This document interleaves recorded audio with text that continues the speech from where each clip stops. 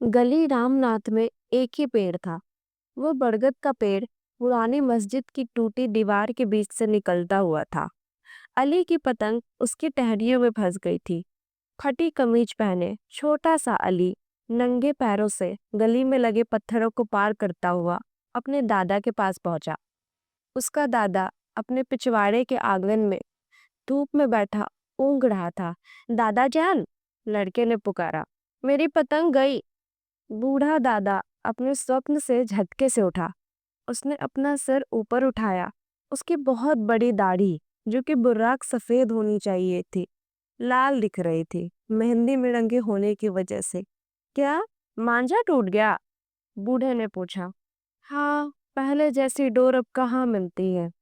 नहीं नहीं दादा जान, मेरी पतंग बरगद के पेड़ में फंस गई।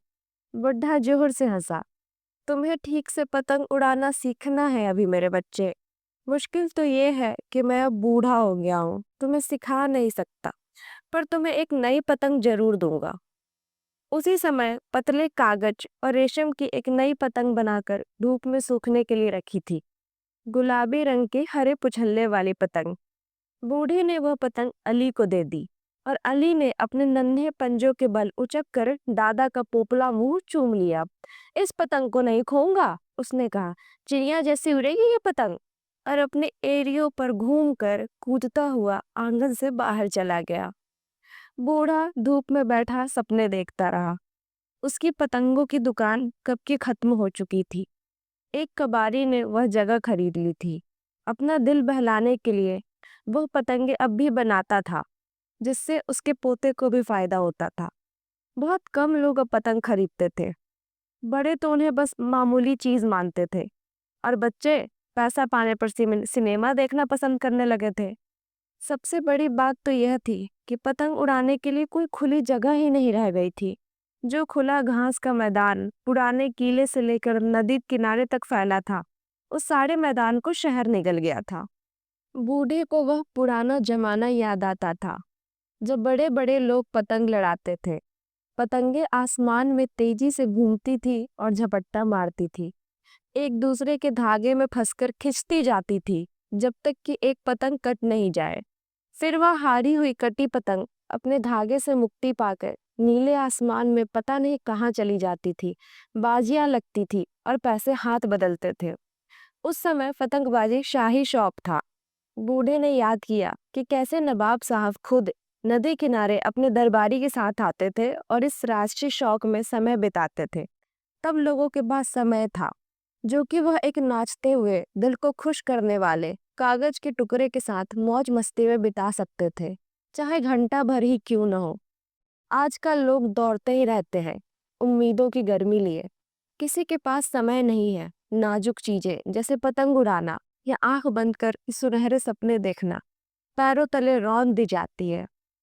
जब वह जवान था, तो महमूद पतंग वाले के नाम से सारे शहर में जाना जाता था, और उसके कुछ विशेष सजावट वाली पतंगे उन दिनों तो 3 या 4 रुपए तक में भी बिकती थी। एक बार नवाब साहब के कहने पर उसने बहुत ही खास किस्म की पतंग बनाई थी, जैसी कि कभी किसी ने उस जिले में नहीं देखी थी। उसमें एक कतार में लगे छोटे छोटे कागज के गोलाकार टुकड़े एक हल्के बांस के फ्रेम से जड़े थे। हर गोले के दोनों तरफ एक एक घास का गुच्छा लगा दिया गया था, जिससे संतुलन बना रहे। सबसे ऊपर वाला कागज का गोला एक तरफ को फूला था, और उसके ऊपर एक अजीब सा चेहरा बना दिया गया था, जिसमें आंखें की जगह दो छोटे छोटे गोल शीशे जड़े थे। गोले सिर से पूंछ तक आकार में घटते जाते थे और कुछ लहराते से थे, और पतंग ऐसे लगती मानो कोई सांप सड़क पर रेंग रहा हो। इस बोझल से बनावट को जमीन से ऊपर उठाना बड़ी कला का काम था। सिर्फ महमूद ही उसे हवा में उड़ा सकता था। सभी ने महमूद की बनाई ड्रैगन पतंग के बारे में सुन लिया था, और कहने लगे वह पतंग तिलिस्मी है। जब नवाब साहब के सामने उड़ाने के लिए वह पतंग पेश की गई, तब अच्छी खासी भीड़ जमा हो गई थी। पहली कोशिश फिजूल गई। पतंग जमीन से उठी नहीं। बस कागज के गोलों ने एक रुआसी और शिकायत भरी सरसराहट की। हिलने से पतंग की आंखें, जो कि शीशों की बनी थी, सूरज की रोशनी में चमक उठी और पतंग एक जानदार चीज सी लगने लगी। फिर सही दिशा से हवा आई और ड्रैगन काइट आसमान में उठ गई। इधर उधर छटपटाते हुए वह ऊपर उठने लगी, ऊंची और ऊंची। सूरज की रोशनी में शीशे लगे आंखें शैतानी से चमकने लगी। जब यह बहुत ऊपर उठ गई तो हाथ में पकड़ी रस्सी पर जोरों का झटका लगने लगा। महमूद के लड़कों ने चरखी को संभाला। पतंग जोर मारती रही। वह टूट कर निकलना चाहती थी, आजादी चाहती थी, अपने मन की मौज के अनुसार जीना चाहती थी। और आखिरकार ऐसा ही हुआ।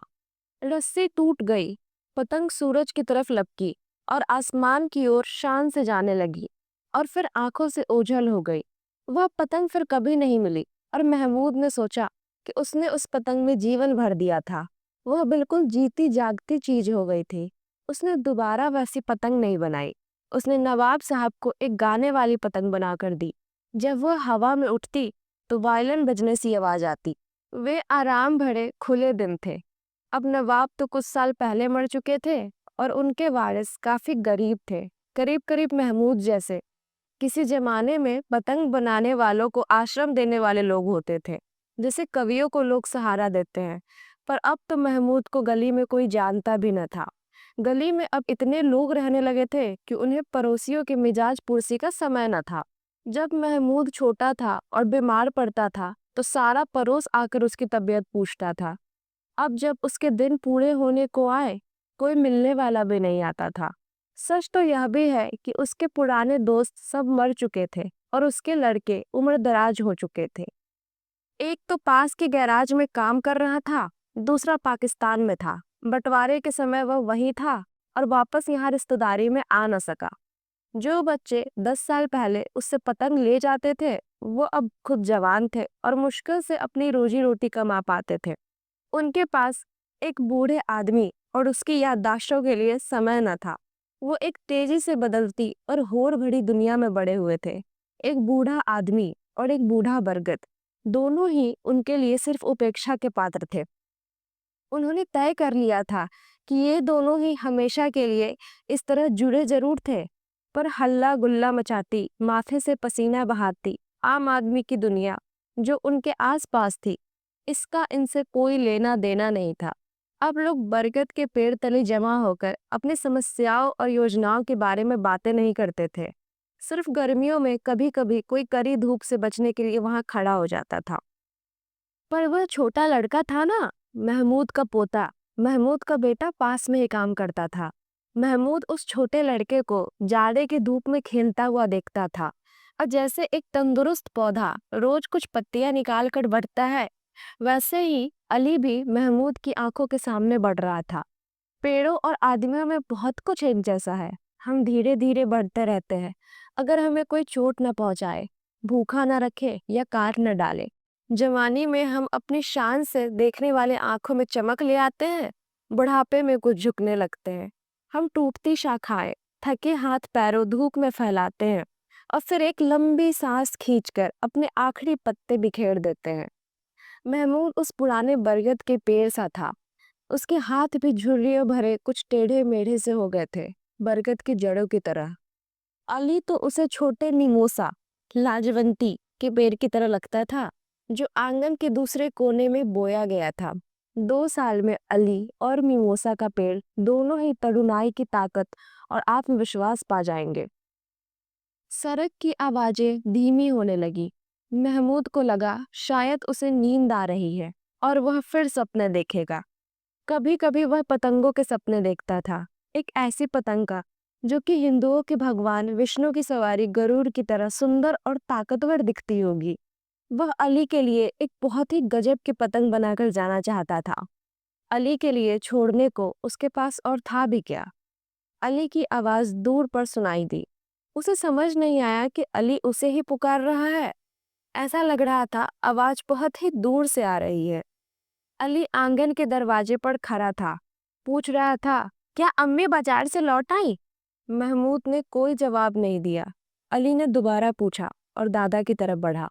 बूढ़े के सर पर धूप तिरछी पड़ रही थी और एक छोटी तितली उसकी बड़ी सी दाढ़ी पर बैठी थी। महमूद चुप था। अली ने अपने हाथ उसके कंधे पर रखे, पर महमूद ने कुछ नहीं किया। बस एक आवाज सी आई, जैसे अली को जेब में रखे कंचे जब आपस में रगड़ते थे, तब आती थी। अली एकदम से घबरा गया और दरवाजे की तरफ वापस गया, सड़क पर दौड़ता हुआ और जोर-जोर से अपनी माँ को बुलाने लगा। तितली बूढ़े आदमी की दाढ़ी से उठकर मिमोसा के पेड़ पर जाकर बैठ गई। हवा का झोंका आया और उसने पैर में फंसी पतंग को निकालकर हवा में ऊंचा फेंक दिया। वह फटी पतंग उस कश्मकश से भरे शहर से निकलकर अनजाने नीले आसमान में कहीं दूर चली गई। इसी के साथ ये कहानी खत्म हो जाती है। अगर ये कहानी आपको अच्छी लगी हो तो प्लीज़ इस चैनल को लाइक, शेयर और सब्सक्राइब जरूर करें। Thank you.